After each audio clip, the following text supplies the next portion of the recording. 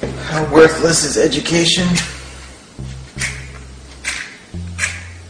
Let me count the ways. My worthless college degree. Worthless.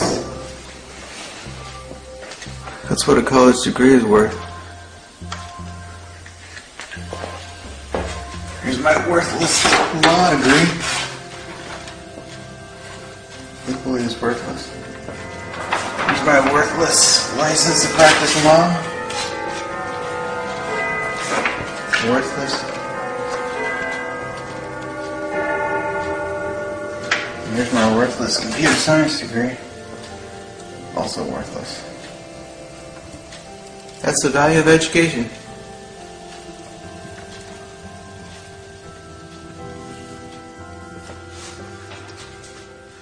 If somebody were graduating from high school today and wanted to know whether they should go to college, I would say they should run, not walk away from college, because the industrial age doesn't have long to go. There's no way that I would encourage somebody to go 4 years or more to undergraduate school, rack up a bunch of debt, and learn a bunch of nonsense that isn't going to do them any good when there's no fuel at the filling station, no food at the grocery store, and no water coming out of the municipal taps. Well, why would you go to college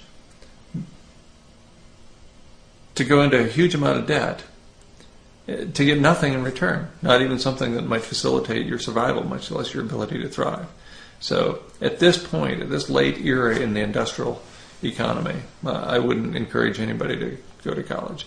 It hasn't been a very good deal for quite a while, and it certainly is a really bad deal now. I confer upon you the degree for which you have worked so hard, with all the rights, privileges, and responsibilities thereto. Congratulations.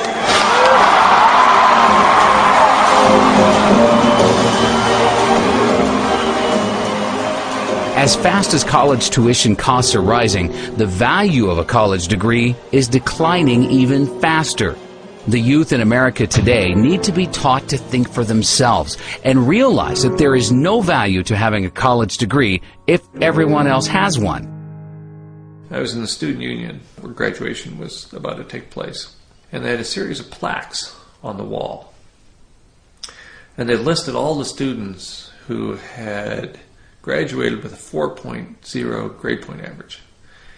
And the first plaque had, all the plaques were basically full of names.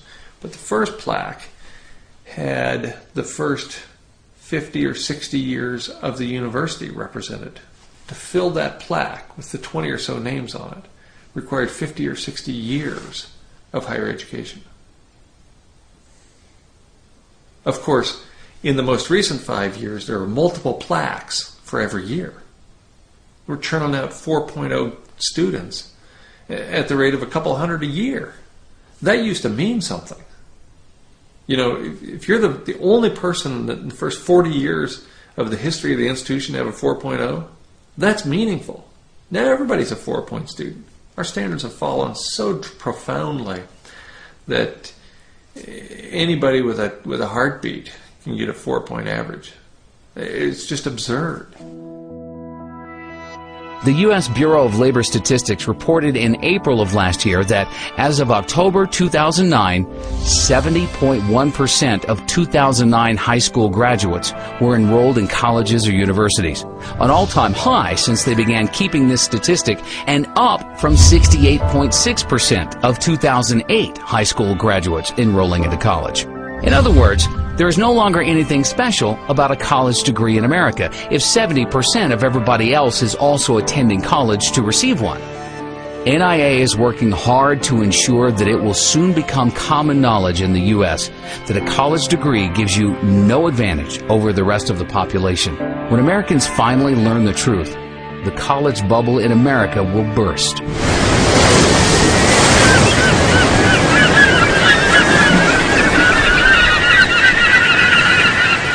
College enrollment has been increasing really since the late 80s. But what kind of is an unknown secret is since 1992, the majority of college graduates, 60% of them were in positions that the BLS considered low skill and typically did not require a high school education. For example, 20% of all the new waiter and waitressing positions created since 1992 have been filled by college graduates.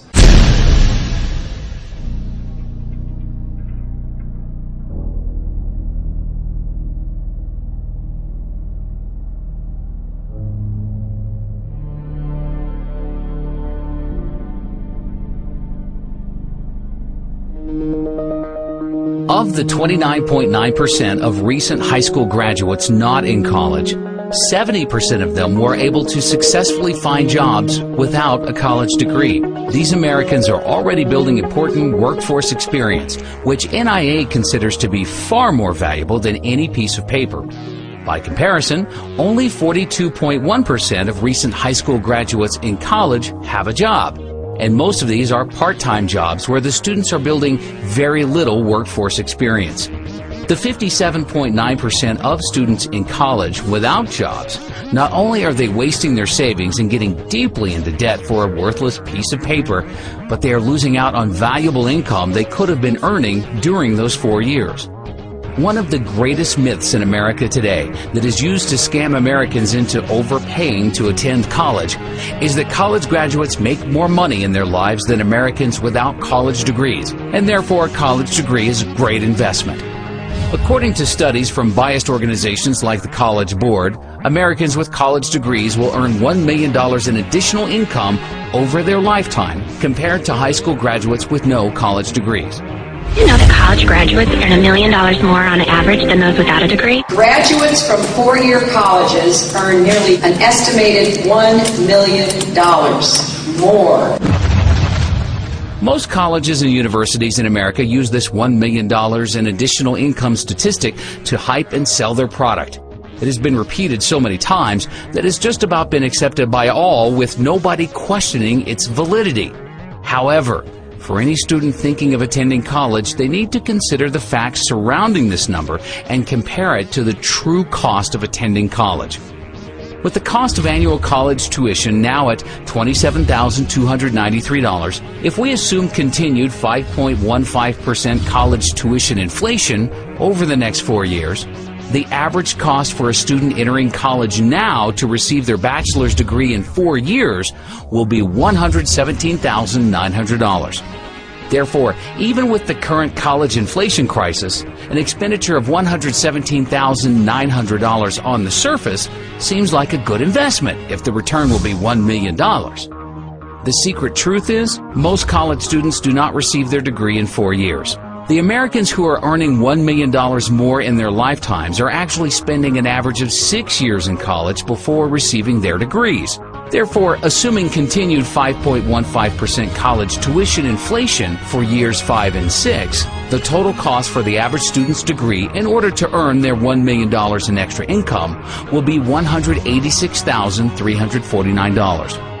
For those who borrow that full amount and pay it back over 10 years at a 6% interest rate, the additional interest expense would be $61,914, bringing the total cost of the degree up to $248,263.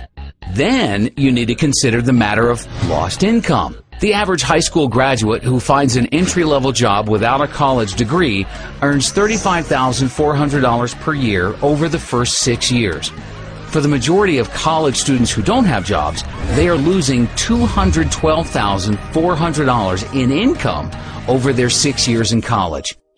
Combining the expected cost to attend college for 6 years with potential interest expenses and lost income, and now we are at a total cost of $460,663, all for the hope of earning an extra $1 million over a lifetime. Another important fact is, all of the reports that show $1 million in extra income for college graduates over high school graduates include students who receive GEDs as being high school graduates. Most GED recipients weren't motivated enough to graduate high school and therefore shouldn't be included in these statistics as real high school graduates. NIA believes GED recipients are unfairly skewing down high school graduates' average incomes. Also, the simple truth is, some Americans are just more motivated than others to make money and have successful careers. Somebody who wants to earn a high income usually goes to college because they have been suckered into believing it offers them the greatest ability to do so. Whereas most Americans who don't attend college don't have as strong a desire to have a successful career. 95% of college graduates interviewed by NIA with annual incomes above $200,000 tell us that their college degrees had absolutely nothing to do with their business success. In fact, of these same people surveyed, 90% of them said that they probably would have become successful at a much earlier age and be making even more money today if they didn't waste so many years of their life attending college. The phony $1 million in additional income study that was conceived by the education industry in order to deceive Americans into overpaying to attend college is just one of many false, misleading studies that they have created in an effort to create an illusion that college is a good investment, no matter how high tuition prices rise. The mainstream media has been working with the education industry and helping them perpetrate their schemes on the American public. One of these schemes was the 2008 pharmacist shortage hoax. 3 years ago, there were 15 new pharmacist schools getting ready to open in the U.S. In order to create artificial demand for enrollments to all of these new schools, the industry decided to create an illusion that there was a huge shortage of pharmacists in the country that will continue for the rest of the decade, with 150,000 new pharmacist jobs needed by 2020. One place where the U.S. economy has too many jobs and not enough applicants is in pharmacies. Because there's a shortage of pharmacists, many are overworked from putting in long hours. With pharmacies open 24 hours a day and a huge population of aging baby boomers consuming larger amounts of prescription drugs, it adds up to an industry that cannot find enough pharmacists to go around. From the student standpoint, and our students know that when they graduate, they have a job. I mean, in fact, they have a job even before they have graduated. It's not that they can practice as a pharmacist, but they know they have been offered already a job. So that's one of the positive side. On the negative side is the pressure it's put on the schools to really come up with the number of pharmacists that are needed in the future. By some estimates, the U.S. would need more than 150,000 new pharmacists by 2020 to match supply with industry demand. Experts say the pharmacist shortage will continue for at least a decade or more. In the meantime, at least 15 new pharmacy schools are expected to open their doors by 2010, even as existing schools expand in size. NIA has been hearing dozens of reports from its members with family members who have graduated pharmacy schools 6 months to a year ago and have sent in their resumes to hundreds of different pharmacies in the New York metropolitan area and have yet to even receive one job offer. Even experienced pharmacists are having major difficulties finding pharmacist jobs. The husband of one NIA member retired 5 years ago as a pharmacist in New Jersey, but has now decided to re-enter the workforce so that their family can accumulate enough gold and silver to survive hyperinflation. Unfortunately, he was forced to leave his family and move to a rural part of Alabama in order to receive a pharmacist job paying only $18 per hour. Law schools have also been deceiving the public with false and misleading statistics. During the past decade, an unprecedented number of Americans went to school to become lawyers because they thought if they became a lawyer, they would immediately become rich. Some law schools are advertising that 90% of graduates are employed within 1 year of graduating. The unfortunate reality is, law schools are deceiving their students with these statistics because most of their graduates who are employed within a year of graduating are not employed at law firms. They can be employed at Walmart or McDonald's, but the law schools will still consider them to be part of their 90% employed within a year. A lot of schools right now will tout a job placement rate after graduation, or what percentage of their graduates are employed X amount of months after graduating the degree. And what you're seeing sometimes is manipulation and outright just fraud in how they calculate this. One major law school was recently admitted to hiring a bunch of unemployed illegal graduates to work in their admissions group at the same time their placement rate survey was being conducted. So yes, were they employed at the time? Yes, but it wasn't an illegal profession. Law schools are handing out 43,000 law degrees each year, yet 15,000 attorney and legal staff jobs have disappeared.